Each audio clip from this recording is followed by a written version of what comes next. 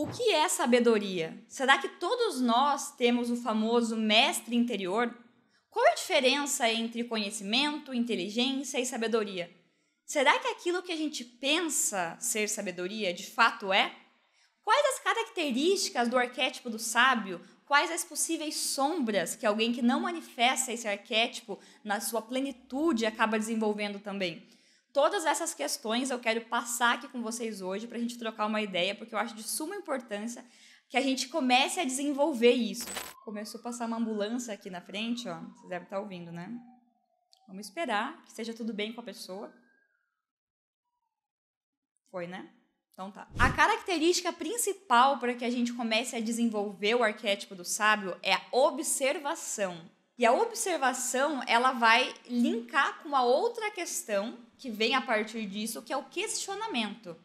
Eu só questiono algo quando eu observo. Então, esse parzinho aqui, ó, observação e questionamento, é o essencial que todas as pessoas devem, assim, ó, urgentemente aprender a desenvolver. Quando eu não observo as coisas, eu simplesmente não questiono. Quando eu não questiono, eu aceito aquilo que é colocado. Simplesmente, beleza, as coisas são assim e tá. Mas por quê? Né? Aí começa a questionar. Eu acabei percebendo que o meu papel aqui com vocês é mais assim, com a filosofia. Eu achava que tinha a ver mais com espiritualidade, com autoconhecimento, e na verdade tem. Mas a filosofia é a base para que a gente desenvolva o autoconhecimento e a espiritualidade, porque tudo tá junto, tudo junto e misturado, entendeu? Mas olha só, por que eu falo sobre a observação? Isso vale para todas as áreas da vida, tá? Por exemplo, trazendo um aspecto que foge um pouco, mas só para vocês entenderem. Quando eu era criança, eu gostava muito de desenhar. E as pessoas falavam assim, nossa, você desenha muito bem. Sinceramente, sem nenhum tipo de falsa modéstia, eu não acho que eu desenho bem. A mão livre, assim. Não acho. Mas sabe por que meus desenhos ficavam bons? Porque eu observava. Eu pegava algum objeto, colocava ali. E eu via, assim, a distância mais ou menos entre uma coisa e outra é por aqui, aí tem aqui. Então, eu observava muito bem e replicava isso no desenho. E por conta disso, as pessoas viam, nossa, que bonito. Mas, na minha perspectiva, quem desenha bem é aquela pessoa que consegue criar na cabeça e fazer as coisas ali e tal. Claro, também tem a observação, tem todo um arcabouço de referências, né? Mas eu não vejo que eu desenho bem, eu vejo que eu sou uma boa observadora, só isso. Só que para questões da vida, para a gente desenvolver a sabedoria, acontece a mesma coisa. Quando acontece uma situação, o que você faz? Você reage a isso ou você observa? Tá, de novo, eu tô passando pela mesma coisa, por que será? Ó, eu observei que eu estou repetindo um padrão. Então, a partir disso, eu vou questionar. Tá, o que será que isso está querendo me mostrar? Então, é um ponto. A partir disso, eu tiro ali, não vou dizer conclusões, mas eu trago alguns insights, algumas perspectivas diferentes. Eu não gosto de usar o termo conclusão, porque vem de concluir, parece que é algo fechado, pronto, acabou, concluí isso aqui. E o que a gente pode concluir nessa vida, né? Sendo que tudo é tão dinâmico, tudo está se expandindo, evoluindo. Então, se você conclui algo, você se fecha naquilo e você não evolui, você não aprende mais. Então, eu trago mais a ideia da gente trazer novas perspectivas sobre aquilo, tá? Então, eu vou dar um outro exemplo a respeito de um tema que vai ser polêmico, sim, mas eu acho importante. Trazendo a questão bíblica. Existe um grupo de pessoas que se revoltam, porque não sei o quê, é só uma manipulação e tal, e nem olham para a Bíblia. Um outro grupo de pessoas, não, o que está na Bíblia é o que está certo, não, a palavra de Deus é o que está ali. Tá, e cadê a sensatez? Onde que está o senso aqui? Onde que a gente consegue trazer uma coisa lúcida? Peraí, eu não vou ficar assim, nossa, desse jeitinho assim, porque a palavra de Deus é só isso. Até porque, partindo do princípio que sim, é a palavra de Deus. Mas, se você começa a trazer a sua reflexão, a sua observação, a sua vontade, isso é uma coisa que eu não comentei aqui, mas a vontade, a curiosidade também são características do sábio, tá? para que eu observe e questione, eu preciso ter um porquê, né? Da onde que vem isso? Se eu não tenho uma curiosidade de saber sobre a vida, sobre a verdade, sobre questões existenciais, eu não vou questionar, deixa assim, foda-se. Mas se eu tenho essa coisa pulsando aqui dentro, eu vou começar a fazer isso. Mas, tá, vamos partir do princípio, perceba, tá, que eu estou colocando hipóteses aqui para você. Se eu parto do princípio que sim, a Bíblia é a palavra de Deus, mas você consegue perceber que existem, dentro de uma mesma religião, digamos, pegando, por exemplo, a religião evangélica, quantas interpretações da Bíblia existem? Como assim? Se não é palavra de Deus, é isso aqui, pronto? Tá, mas então você está falando da palavra de Deus partindo de qual interpretação? Dentro dos estudos convencionais da Bíblia, né? Mas o que eu quero trazer para você hoje é uma ativação do seu mestre interior. Isso é uma coisa que é bastante complexa no sentido de que não exclui nada, mas tem como princípio a sua própria percepção. O que eu quero dizer com isso? Pegando o mesmo exemplo da Bíblia. Você não precisa necessariamente excluir os estudos que já existem a respeito dela.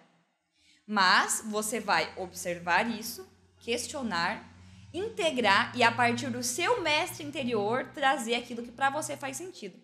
Ou você pode não levar em consideração e, pela sua própria sabedoria, né, você trazer ali uma leitura e conseguir ter a sua própria interpretação. Tem uma frase que eu gosto muito que diz assim: é preciso sair da ilha para ver a ilha. E, no meu caso, foi exatamente isso que aconteceu em relação ao entendimento da Bíblia.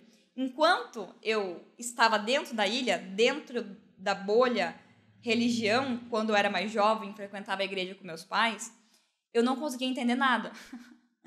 Eu lia, eu tinha curiosidade, eu cheguei a começar a ler a Bíblia, li os primeiros 3 livros, assim, seguido, mas eu não conseguia entender muita coisa, ficava confuso.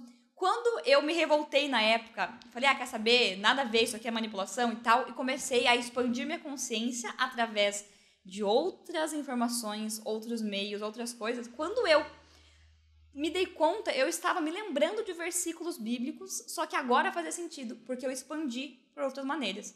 Então, no meu caso, eu não peguei muitas referências no sentido dos estudos bíblicos, mas como eu trouxe uma expansão a partir de outras coisas, eu trago a minha própria interpretação, tá? Não sou uma super estudiosa da Bíblia, mas quero começar a estudar, não agora, porque eu tô com muita coisa para fazer, então eu quero ter uma dedicação a isso, tô lendo outros livros também, mas para eu trazer esse olhar próprio. E por que é tão importante a gente aprender a fazer isso, gente? Porque olha só, eu sei que existe muita gente aprisionada nas religiões. Tipo, isso é muito triste. Eu vejo isso como uma coisa muito triste. Por exemplo, eu vi hoje um comentário num vídeo falando bem assim. Era um vídeo que falava sobre ETs. Enfim. E aí, uma pessoa comentou assim: nossa, eu me sinto até meio mal por ser cristão e acreditar em ET. Aí um outro cara comentou assim: nossa, amigo, eu tô com você, eu sinto a mesma coisa. Ou seja, olha o que isso está querendo dizer por trás disso. Se eu sou cristão, significa que existe uma caixinha da qual existem coisas que eu posso acreditar e outras coisas que, por eu ser cristão, eu não posso acreditar. Onde está a liberdade? Onde está o pensamento livre? Onde está o seu mestre interior? Não está.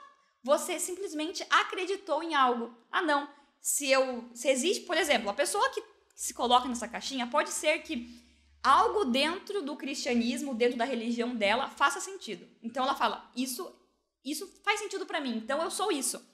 Só que a partir do momento que ela falou sou isso, ela acabou podando nela mesmo tantas outras possibilidades. Por isso que hoje, apesar de eu respeitar, entender que religiões são linguagens, eu acho muito triste a questão da exclusão que ela causa e da manipulação que ela acaba trazendo também, tá? Eu sei que existem pessoas maravilhosas em todas as religiões, que o que mais conta é a intenção. Mas o que faz sentido para mim hoje é buscar o que está fora dela, mas que também pode estar lá dentro. Só que quando eu falo fora dela, é fora do dogmatismo, tá?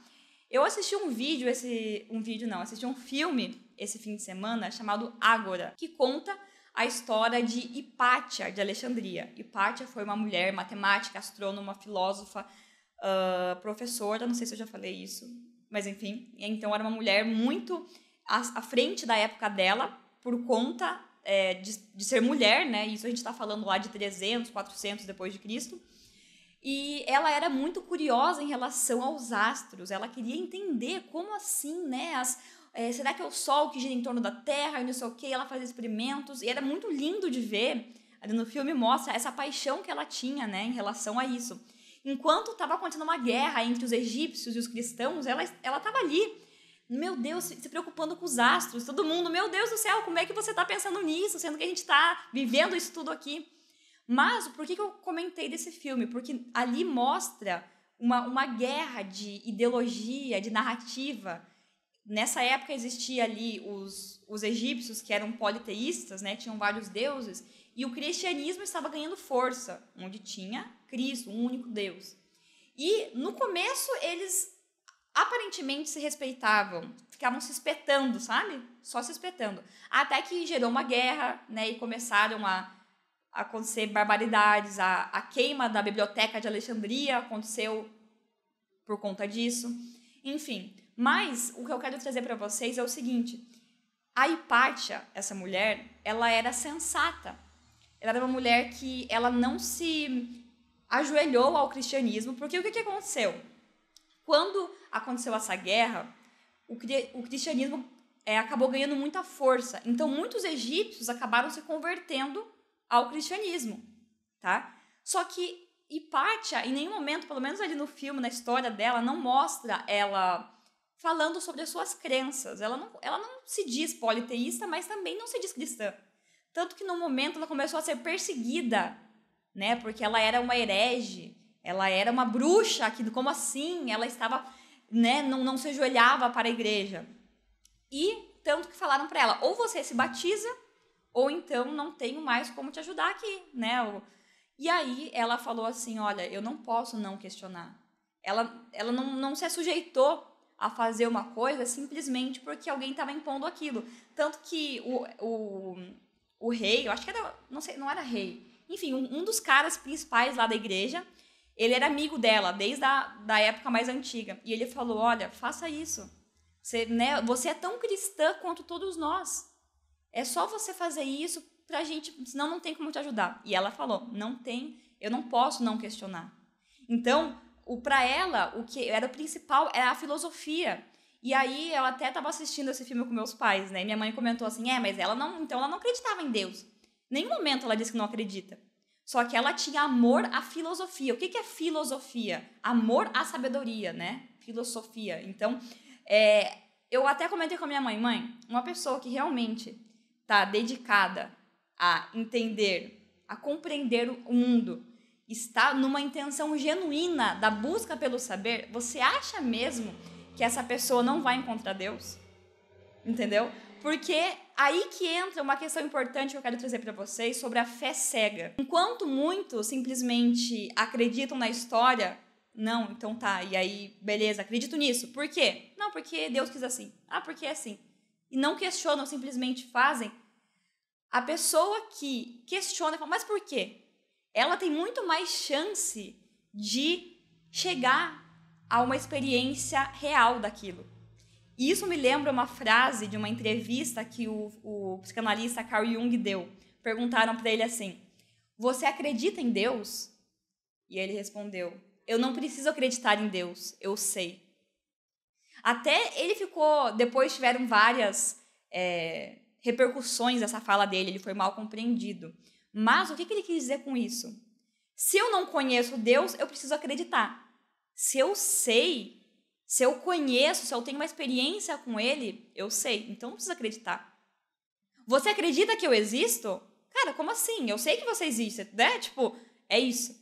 Então, enquanto a gente não se questiona, não se observa, não vai a fundo para compreender as coisas, a gente acredita. E aí eu posso acreditar na igreja evangélica, eu posso acreditar na Umbanda, eu posso acreditar no espiritismo, eu posso acreditar em qualquer caixinha que eu me identifique mais. Só que se eu sei, se eu tenho experiência, se eu vou atrás, dá muito mais trabalho, é por isso que as pessoas não querem fazer isso. Mas se eu faço isso, aí eu tenho uma experiência íntima. Eu não preciso mais acreditar em nada, porque daí eu sei. Você tá entendendo? Agora eu quero trazer a questão da sombra. Sobre quais são as possíveis sombras de alguém que está buscando desenvolver esse arquétipo do sábio. Primeiro eu quero falar para vocês uma coisa. Eu estou tendo uma compreensão maior agora sobre o que é arquétipo. Tanto que eu já fiz um vídeo sobre o arquétipo do tucano. Vou deixar o link dele aqui. Né? Até tá o tucano aqui, ó. Essa arte, na verdade, quem fez, vou mostrar para vocês, foi um amigo meu, Fábio. Maravilhoso, né? Ele fez essa arte para mim. Mas eu tive uma série de sincronicidades que aconteceram em relação ao tucano. E aí eu gravei o vídeo falando, só que eu comentei assim sobre o arquétipo do tucano. Hoje eu entendo que o tucano não é um arquétipo, ele é um símbolo arquetípico, tá? Eu estou compreendendo melhor sobre os arquétipos agora. Mas o vídeo é super válido porque conta, é só essa questão de essa compreensão mesmo. É um símbolo arquetípico e não um arquétipo. Mas isso é um assunto para um outro momento. Os arquétipos em si, eles não têm sombra em si mesmo. O que a gente chama de sombra do arquétipo é quando a gente não consegue expressar esse arquétipo em sua plenitude, na sua expressão máxima, ou quando a gente tem um excesso, porque aí o excesso você vai trazer a sombra. Então, no caso do sábio, ele pode, a pessoa que está buscando a sabedoria, a pessoa pode acabar entrando numa arrogância, numa coisa assim, de eu sei mais, né? Eu sei mais do que os outros. Ou assim, eu já sei a verdade. É preciso humildade para que a gente se coloque sempre no lugar de aprendiz. O sábio é aquele que sabe aprender, tá? Então, ele entende que todas as pessoas, todas as situações têm algo para ensinar, tá? Então, é importante a gente tomar cuidado para não cair nesse lugar, tá bom? Uma outra possível sombra desse arquétipo é o isolamento, porque para que a gente consiga desenvolver essa sabedoria que vem com observação, com questionamento, é preciso introspecção, não é verdade? Porque como que eu vou trazer esses insights, essas novas perspectivas, se eu estou sempre em contato com outras pessoas? Não é possível. Mas se eu acabo não cuidando, eu posso me isolar. Então, uma alternativa para que isso não aconteça é, por exemplo, eu gosto muito de tal assunto. Vou procurar aqui se existe algum grupo de estudo que eu possa, junto com outras pessoas, desenvolver ainda melhor isso, sabe? Buscar ter os seus momentos introspectivos, mas o cuidado para não se isolar. Muita gente confunde excesso de informação, conhecimento, inteligência com sabedoria, sendo que nada tem a ver, gente. Às vezes cabe muita coisa, mas assim, o que você faz com isso? Você consegue deixar a sua vida mais leve, mais edificante? Você consegue utilizar isso em prol do mundo, das pessoas ao seu redor, da sua família? Você consegue fazer isso? Se não, da onde que isso aí é sabedoria? Entendeu? Às vezes você fica até ansioso porque você sabe muita coisa, mas assim, é aplicação, é você trazer para a sua prática, é você conseguir fazer com que isso seja algo de trazer um retorno para o mundo. Eu sei que tem muita gente que, infelizmente, eu vejo que isso tem acontecido. A pessoa fala assim, eu quis tal coisa, não vou ficar falando groselha para vocês, que eu quis não sei o quê, pensando em ajudar as pessoas, sendo que não, eu quis mesmo era me dar bem. E a pessoa enche o peito para falar isso, como se as pessoas que pensam em fazer algo em prol da sociedade fossem, groselha, isso aí é historinha para boi dormir. Gente, eu não acredito nisso. Eu realmente acredito que qualquer senso de propósito tem a ver com servir, com ser útil para o mundo. Se não, qual é a diferença que a gente está fazendo aqui? Por que a gente está aqui? Sabe? Sem trazer um sentido maior da vida, mas eu construo o meu próprio sentido. Eu não vejo significado em estar aqui, sendo que se eu não for fazer nada de útil, se eu não trouxer nada de bom para o mundo, entendeu? Então, eu acho que a sabedoria tem muito a ver com essa proatividade também de primeiro você fazer para a sua vida e também estender isso para o mundo. Todos nós temos o nosso sábio interior, só que ele vai aparecendo aos pouquinhos conforme você busca por ele. É importante que a gente saiba que ele existe e, por conta disso, não simplesmente siga o que falam para você.